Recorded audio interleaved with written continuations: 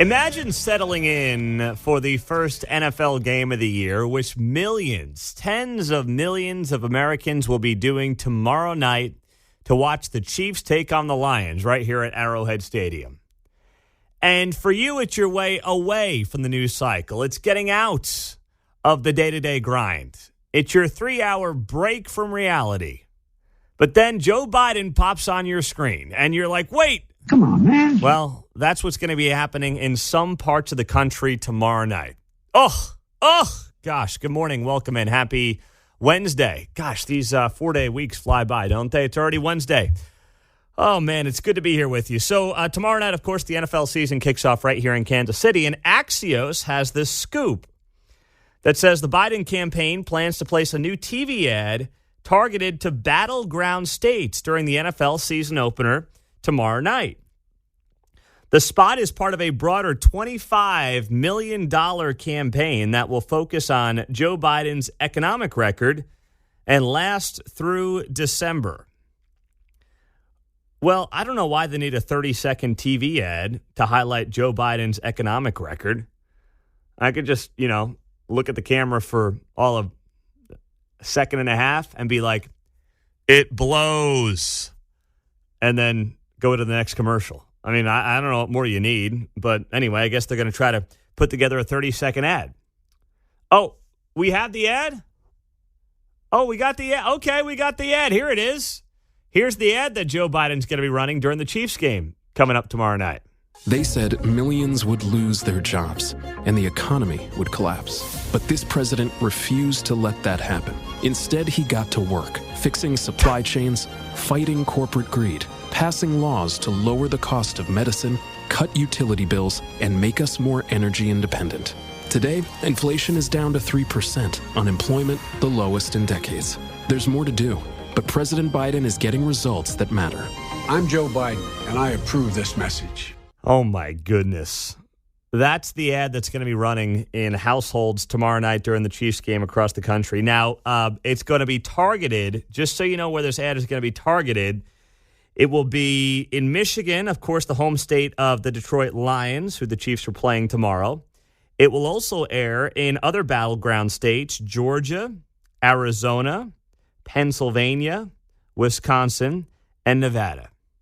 So we won't get it here in Kansas or Missouri, but that will be the 30-second commercial that Joe Biden's going to be airing during the game tomorrow night. Gosh, I feel bad for those of you in the swing states. If you have friends or family in places like Georgia, Arizona, Pennsylvania, Wisconsin, Nevada, Michigan, say a prayer for them tomorrow night. Interestingly, in Nevada, you've got, the Vegas Raiders. In Arizona, the Chiefs just played the Super Bowl there. Yeah. You got the Eagles in Pennsylvania. So That's right. They're kind of targeting NFL, too. They are, and Chiefs are obviously going to be playing plenty of those teams as well. You got the Lions. They're going to play the Raiders twice. You're going to be playing the Eagles later in the year. So, Chiefs going to be in the mix here on this thing. Unbelievable. Now, that ad itself is obviously a bunch of nonsense. He fought corporate greed. Really? What corporate greed was Joe Biden fighting the last 2.5 years that I wasn't aware of? Huh? I didn't know about that. Did you? I mean, I'm happy to be wrong on it, but I'm not aware that he was fighting any corporate greed. I know he was trying to screw the middle class with inflation and, taxes and things like that, but corporate greed? But the most insulting part of this was cutting utility bills. Do you know anybody who has seen a decrease in their utility bills over the last 2.5 years, whether it's heat in the winter or AC in the summer? I don't know anybody. All I know is the utility bills keep going up, right? Heck, right here we're dealing with this Evergy thing where they're going to be raising their rates in Missouri and Kansas, or they want to raise their rates. Whether or not they get away with it remains to be seen. But I haven't seen anybody be like, gosh, my utility bills have really come down the last couple of years. I don't know anyone who has said that. And then, of course, they go after the notion, and Biden mentions inflation is down to 3%. Okay, inflation is down to 3% after you helped jack it up to 40-year highs of 8 to 9%, and now you want a pat on the back for it being 3% when 3% is still 50% higher than the Fed target of 2%. You following me on that? I know it's 6:10 in the morning, but once again, the guy wants a pat on the back for bringing down inflation when he's largely responsible for inflation. Notice how I didn't say completely responsible, because I'm a fair arbiter of the news, I think. Trump wasn't great, and I believe inflation would have happened in 2021 if Trump had stayed in the White House. Because the amount of money this government spent and printed in 2020 was not sustainable. There was going to be inflation. The question was how much. Joe Biden obviously made it significantly worse, but I believe there was going to be some inflation in 2021 into 22 based on our awful monetary policy from 2020. But Biden gets most of the blame. There's no doubt about that. He just, put fuel in the fire when he got into the office and is like, wow, this is great.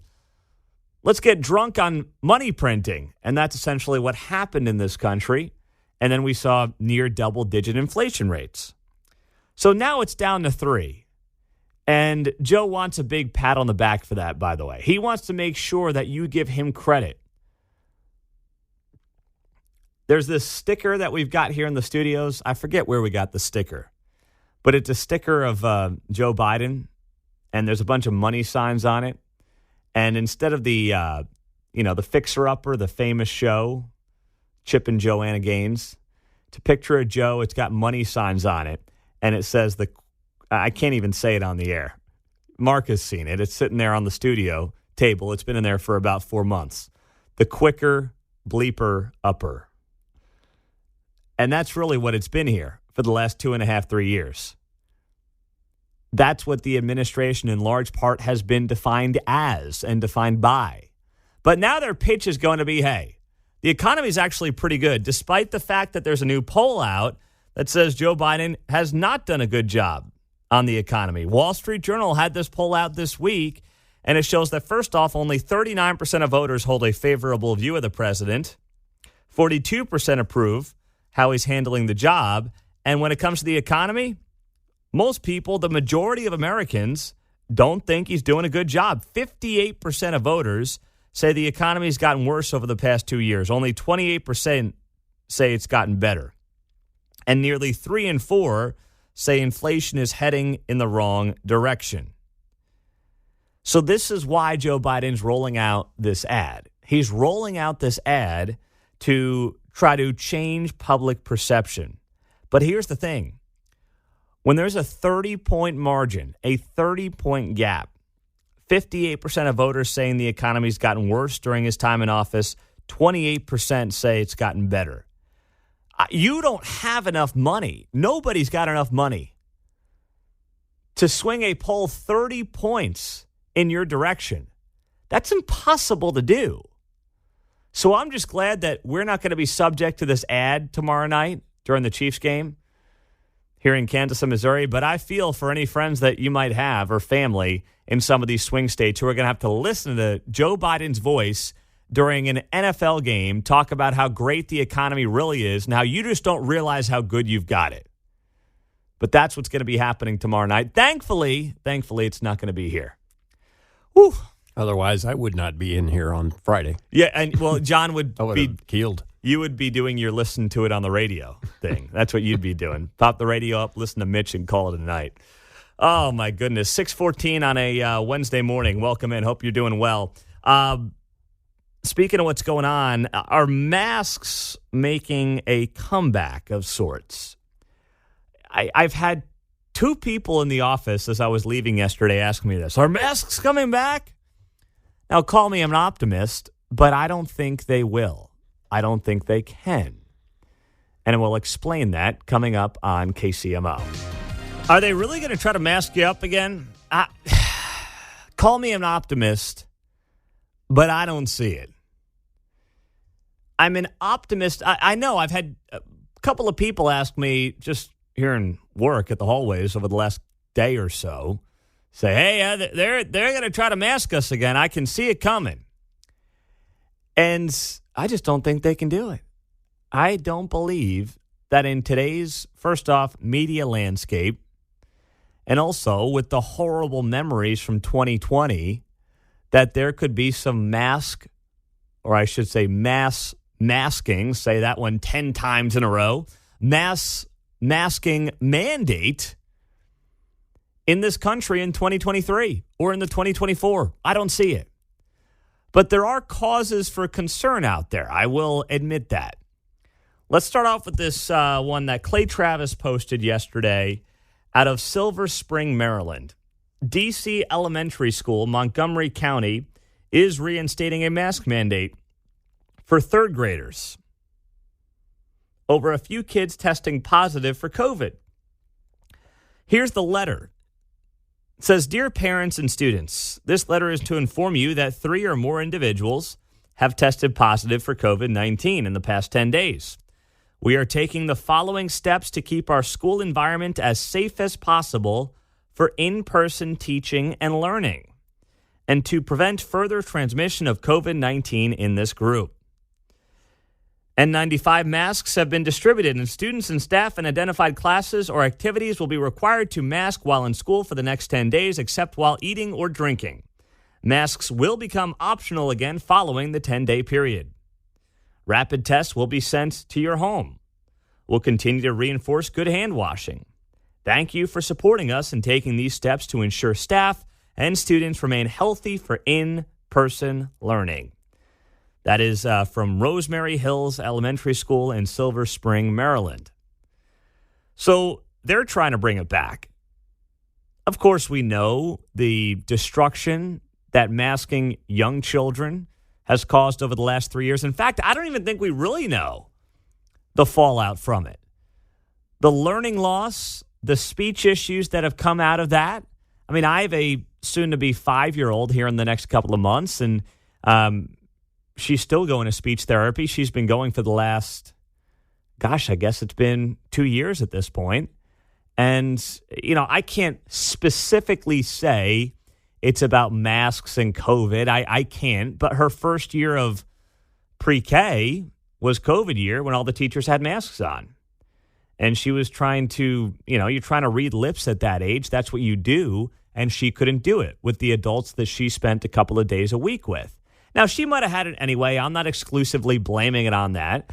But I know it certainly didn't help. And the data suggests overwhelmingly that learning loss and speech issues are increasing amongst children over the last 3 years in the wake of COVID. But here you have a classroom in Maryland saying, yeah, we're going to put all the kids, by the way, in N95 masks in third grade. How about if the teacher wants to do it? Let the teacher do it. Although I still don't think it's good for the kids. But if the teacher wants to do it, fine. But now we're going to find ourselves going back to a conversation we were having in September of 2020. I feel like it's deja vu here, John. Yeah, right. It's going to be like the Kleenex thing. You have to bring a bunch for everybody. Yeah. Bring your own N95 mask and then some for the friends. Yeah, bring some for your friends, for the teacher, for the janitor as well. Everybody gets one. N95s, you get one. It's the old Oprah meme. Yeah, it's just that didn't make it quite in time for the school list. School supply list, yeah. Right. Now, meantime, Joe Biden yesterday is supposed to be wearing a mask, according to his own press secretary. So Jill Biden has COVID. Joe Biden does not have COVID, is not expressing any symptoms of COVID, but his wife has it. So yesterday, Karine Jean-Pierre, the White House press secretary, comes out and says, Joe's going to be masking up around people indoors. But then literally hours later, Joe is indoors around people and not wearing a mask. Here's that contradiction. As far as the steps he is taking, since the president was with the First Lady yesterday, he will be masking while indoors and around people.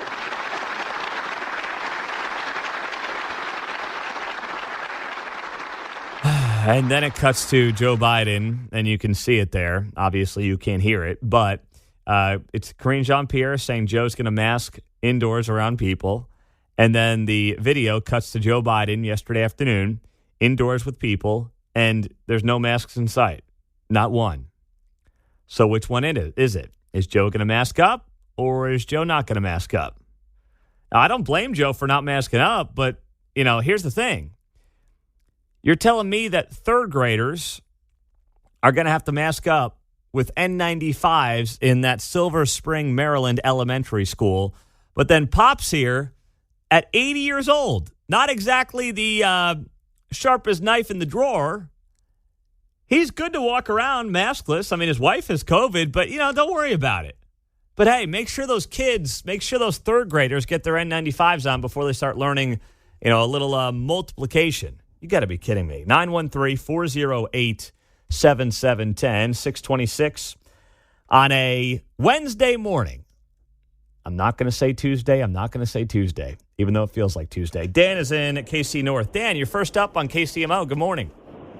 Hey, good morning. If I can borrow your air quotes and, say the science, air quotes, behind the mask, everybody's been studying this for years and, since COVID. And if the government would come out and say, okay, here's how to wear an N95 mask properly, this is what you're going to do. But I never hear that.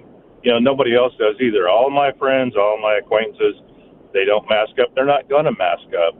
And as far as I'm going to bounce back to Biden's energy policy and that sort of thing. So to begin with, you never had on the electrical side, you never had the electronic reporting of the data that you used to have. But nowadays, just like when Overland Park or anybody else sets their water usage, it's for the first 3 months. So you've got an average usage plan. Mm-hmm. Well, now with all the computer stuff, they'll say, okay, your average usage plan is this. Now we're going to start charging you between 4 and 8 o'clock in the afternoon if you're using more. Yes, and that's exactly this is the kind of stuff that's really irritates me. And that's what they're going for, Dan. Thank you. I know Missouri is looking at a policy like that where they're going to jack up the rates from 4 to 8p potentially on energy. And you're right about the masks, too. No one's even telling these kids how to wear them properly, for goodness sakes. 913-408-7710. We'll get to this and much more with you, along with the age of the president and also Donald Trump, for that matter, all coming up.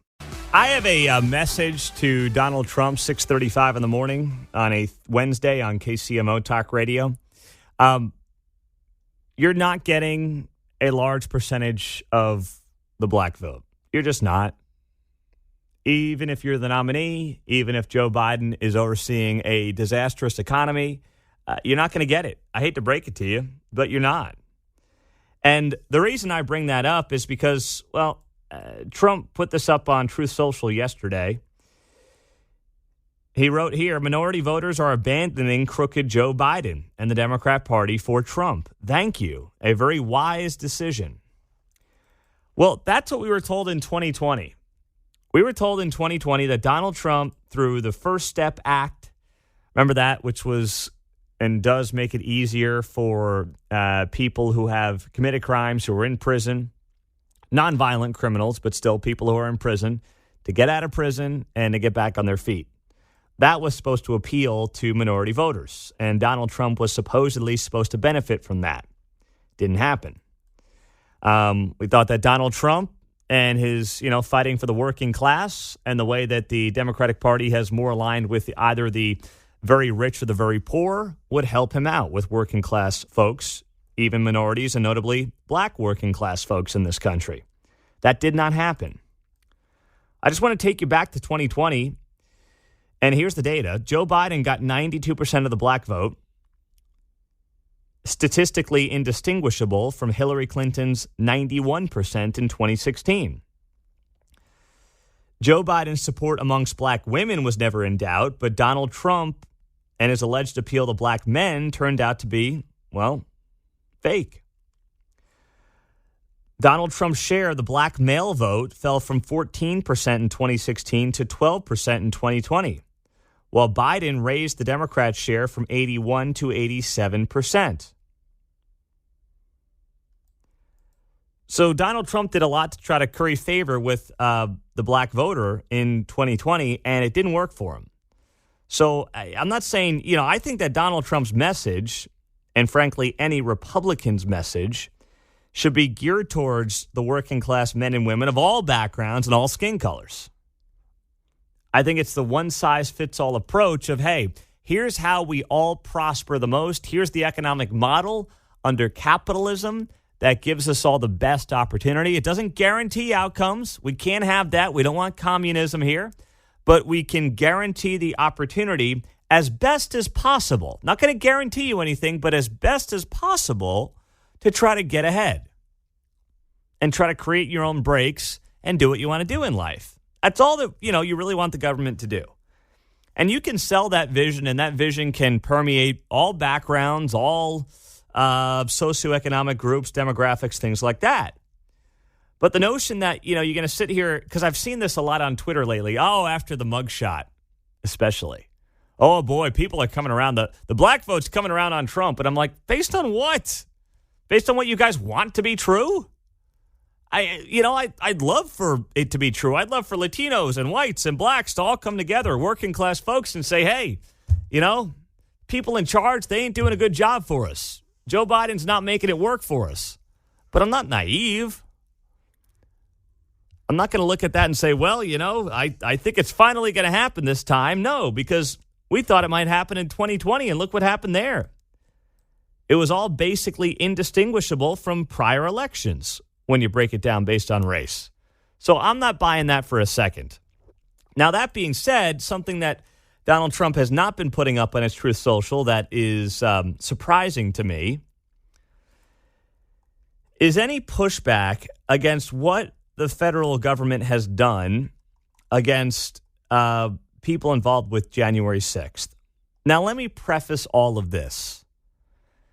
In case you're brand new to the show, in case you just happen to flip on 710 AM or 103.7 FM, or maybe you stumbled upon the KCMO Talk Radio app.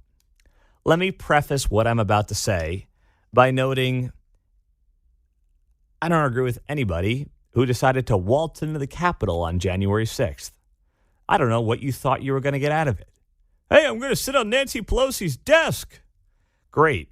Grow up. I have no idea what your end game was. Waltzing through a Capitol door, stepping through a broken window. I mean, scream the people's house all you want, but it was a very stupid decision. That being said, the sentences that continue to get handed down to people involved with January 6th is insane. It is completely absurd to think that people are going to be spending decades in prison in some cases for roles involved in January 6th. You can disagree with it and say, gosh, that doesn't make an ounce of sense. But then also come to the realization that this is a huge waste of our time and people are going to be in prison for up to 20 years. So yesterday, former Proud Boys leader Enrique Tarrio was sentenced to 22 years in prison for orchestrating, I'm reading this from the Associated Press, so take it with a grain of salt, for orchestrating a failed plot to keep Trump in power after the Republicans lost the 2020 election. Tarrio, 39 years old, pleaded for leniency before the judge imposed the prison term, topping the 18-year sentences given to Oath Keepers founder Stuart Rhodes and one-time Proud Boys leader Ethan Nordean for seditious conspiracy and other convictions stemming from the January 6th riot. Now, this comes after, on Friday, Proud Boy Joe Biggs got 17 years in prison. This was from Friday after we got off the air. Joe Biggs, Proud Boys leader, convicted of seditious conspiracy, who the government says served as an instigator and a leader on January 6th, got 17 years in federal prison late last week. The government sought 33 years for Biggs, an Army veteran who sustained a head injury in Iraq and then was a correspondent for InfoWars. Prosecutors argued that he was a vocal leader and influential proponent of the group's shift towards political violence, and that he used his outsized public profile and his military experience as he led a revolt against the government in an effort to stop the peaceful transfer of power. This guy's going to be spending almost 2 decades in prison. And he pleaded by saying, in part, he's got a young daughter. He wants to see her grow up. He got emotional. He said he's sick of this whole political bickering. He's done with it.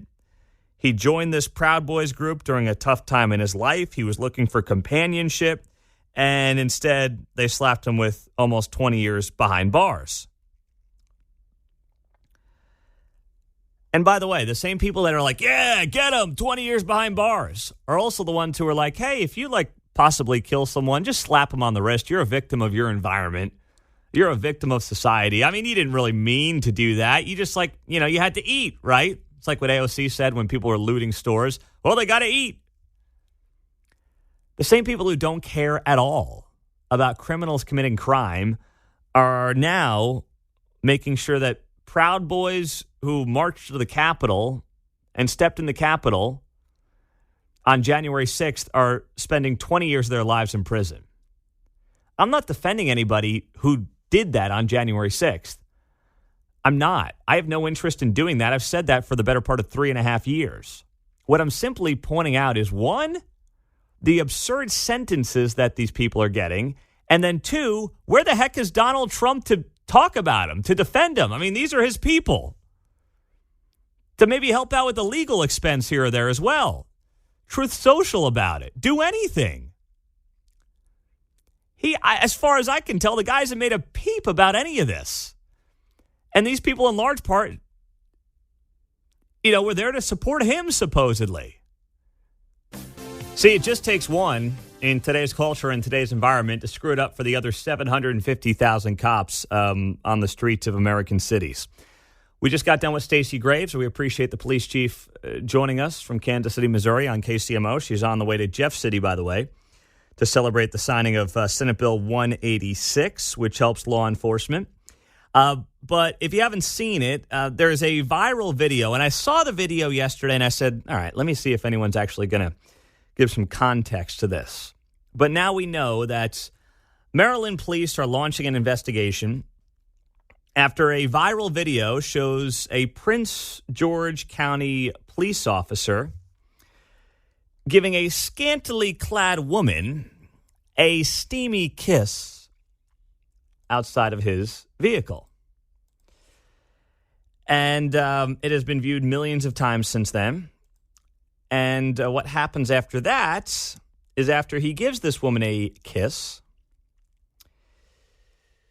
he opens up the back seat of his car, and they hop into the back seat of the car together.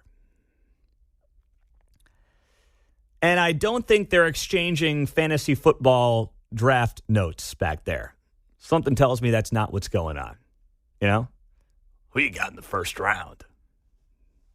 Don't take Kelsey. He's got a hyperextended knee. I don't think that's what they're doing. I don't think they're taking selfies either back there. Now, I suppose he could be just pulling out his GPS system and helping her figure out how to get to where she needs to go. But, it's a terrible video, by the way.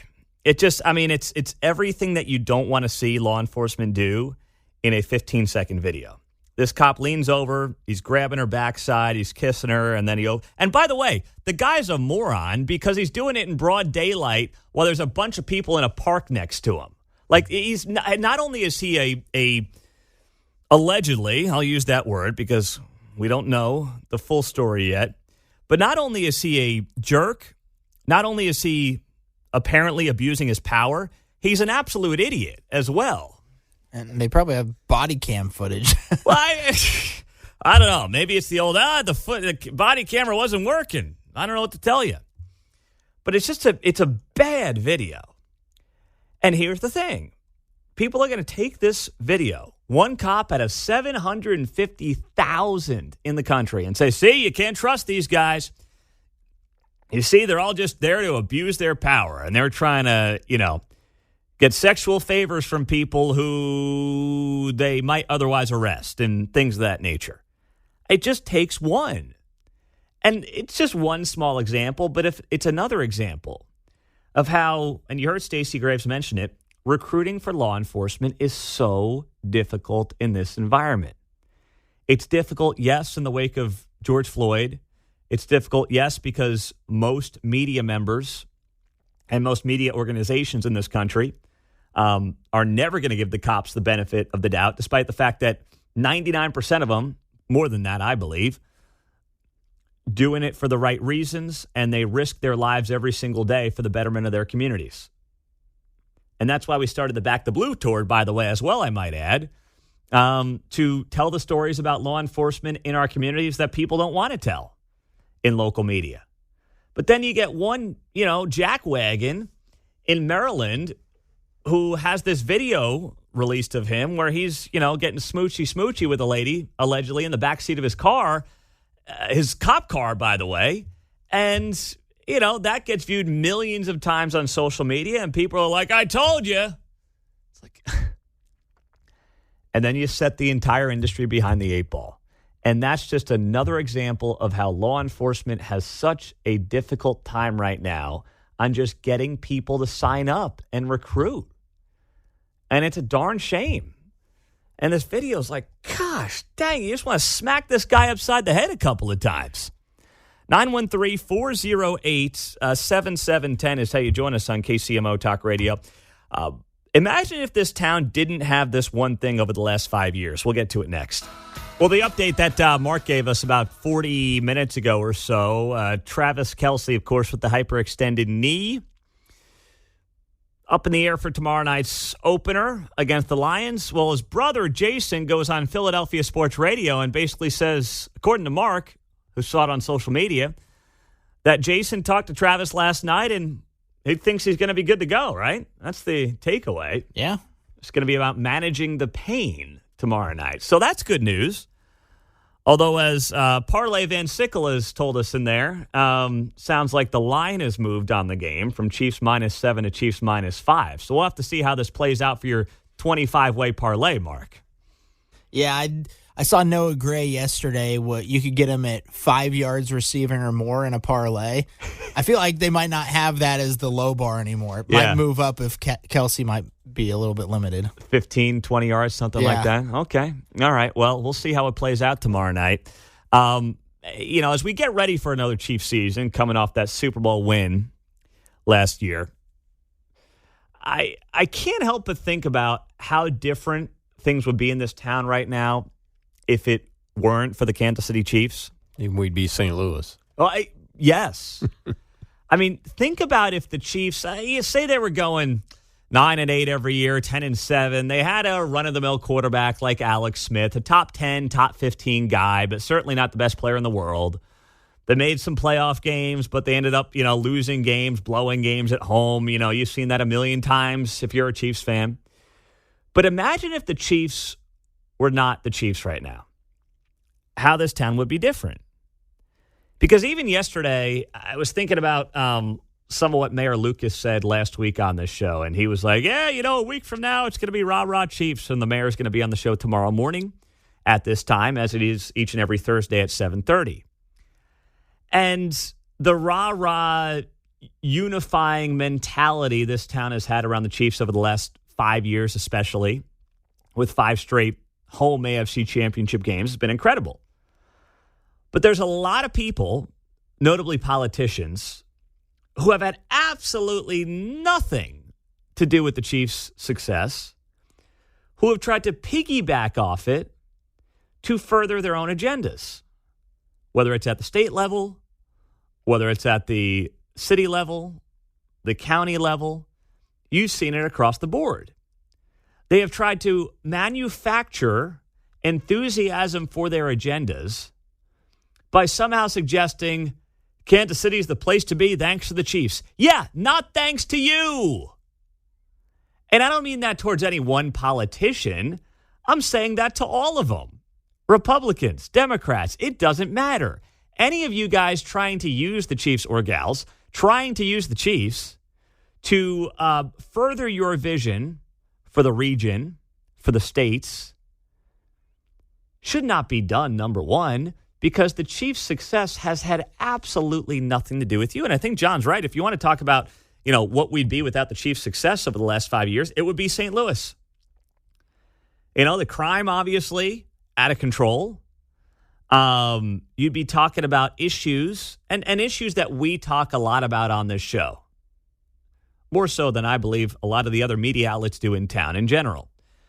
But that would be the storyline out of Kansas City. Instead, the storyline when the world thinks of Kansas City or the country thinks of Kansas City is Patrick Mahomes, is the Chiefs.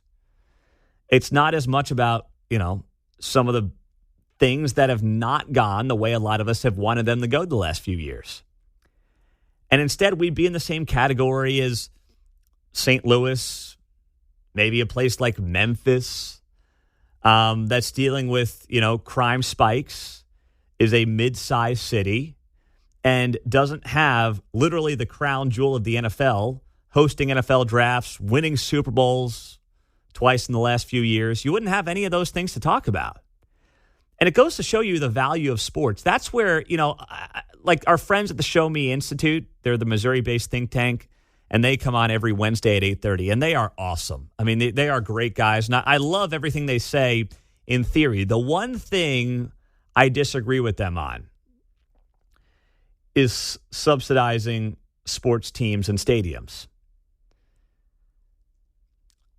And the reason I say that is because of what we've seen firsthand with the Chiefs, by the way, and what it can do for the goodwill within a community.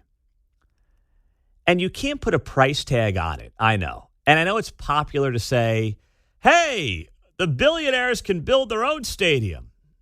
Yeah, maybe they can, maybe they can't. They're never as rich as we think they are, by the way, in terms of like liquid cash. But yeah, maybe they can. That'd be great if they would.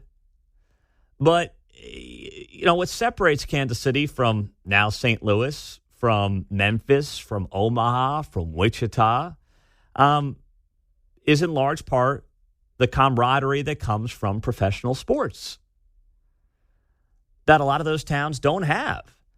So when you talk about the Royals and what their future is going to be and whether or not they stay in Kansas City, Missouri, or they go up north to North KC, I'm not wild about sales taxes, regressive taxes, by the way, that impact the working class more than the wealthy going towards a sports team. I don't love it. I don't know a better way to do it, though, so that's kind of the way that's always been done around the country.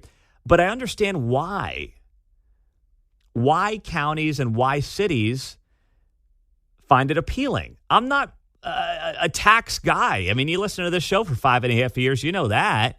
But I understand when it comes to sports teams, which, yes, are incredibly emotional, where there can be massive amounts of benefits to a town to have a team like the Chiefs having the success that they've had, right?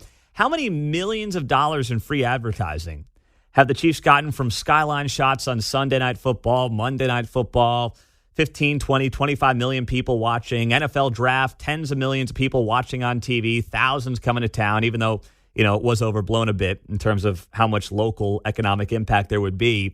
You can't put a price tag on some of those things. So while in a perfect world, I agree we should not be funding sports stadiums with taxpayer dollars. The alternative, if the alternative is losing them, then you know what? I'm going to sign up for the tax. And I inherently don't want to say that. I don't want to have that opinion. Like it makes me feel icky to have that opinion. But I understand it because the narrative in this community without the Chiefs over the last 5 years would be a heck of a lot different. I mean, could you even imagine? And Quentin Lucas has made a career off of being like the Chiefs' biggest cheerleader on the national stage. And good for him, by the way. It's smart marketing. It's smart politics. But he's had nothing to do with it whatsoever. And it's worked out great for him, by the way, on that front. 913-408-7710, 742 on a Wednesday morning on KCMO Talk Radio, 710 AM and 103.7 FM. So the grift that is the Kansas City Reparations Commission is expecting some money. Wow, what an absolute shocker that is. Good morning.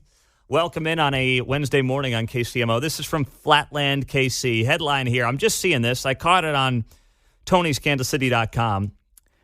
No one would have seen it otherwise. Supporters of reparations effort in Kansas City seek funds.